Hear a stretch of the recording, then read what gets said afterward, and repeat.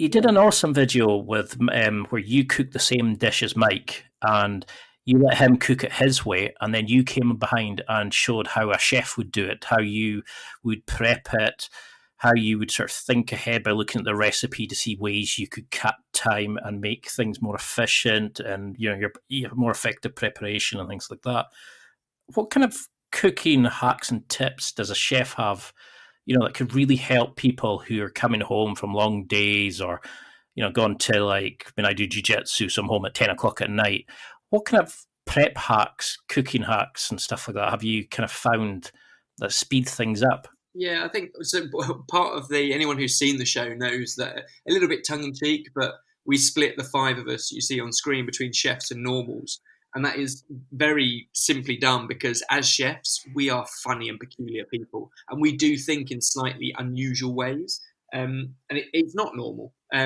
But I think it's the ways that we think, and it's often about a lot of sort of time management and again, this is where my inner geek comes out, but I love a Gantt chart, which tasks can overlap, which means you can get it done in a shorter amount of time. Or like a game of chess, can you be thinking four moves ahead? If I'm going to need to poach an egg at the end, it might be one of the first things you need to do is put a pan of water on to come up to the boil. Those kind of things, the same with pasta, the same with rice. I think as a chef, you tend to be thinking a few moves ahead and multitasking.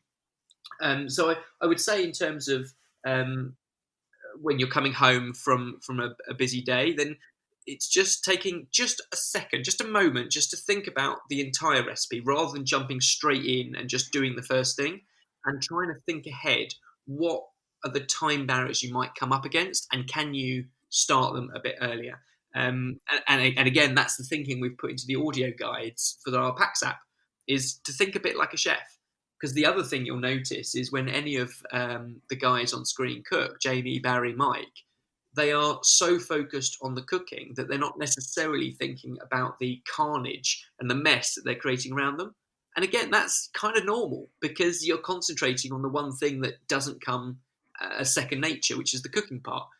So part of the thing we've built into the audio guide is, hey, so you just put your pasta in while that bubbles away for a few minutes. Now's a good time to clear up your chopping board and knife and grater and get a sieve ready. Because it's those thinking ahead bits that makes food and cooking more effortless, rather than one task at a time and then getting to one and thinking, oh, if I'd have already chopped that, it could have gone in now, but now I'm going to have to take the pan off the heat because it's burning and I haven't yet done this bit. So it's very much just time management. Because that's the bits I love about your show, is that when you watch like the Chefy Chef battles, you really see how you can pack such quality prep and cooking into such a small amount of time by juggling 50, 60 different things, but you can see the step by step planning that you have.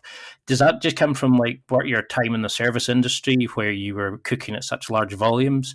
Or, I mean, is this something you can develop yourself, do you think? Yeah, I mean, both James and I, although it's been many years since we've worked in a professional kitchen now, we've both trained in the service industry, and personally speaking, really busy sort of high volume restaurants. I've also done hotel work, which span from fine dining to catering for a wedding for 300 people. And all of those kind of skills, you learn how to get ahead. The chefy term being mise en place, which literally means get things in place. And by doing that, you stay one step ahead, and you stay in control. I think the can you do that at home? I would say absolutely. Not to necessarily the point where you create more work and more washing up and dirty more items. I think in the restaurant trade, if you go into a restaurant, there might be 10 things on a menu, and any one of those things you order can be prepared in 20 minutes, say. And that's because a lot of the hard work and the hard prep has been done in the whole rest of the day by the kitchen team long before evening service. And that might be chopping things up and getting them ready. It might be parboiling. It might be stewing down meat really long and slow. So all you're doing is just doing the finishing touches.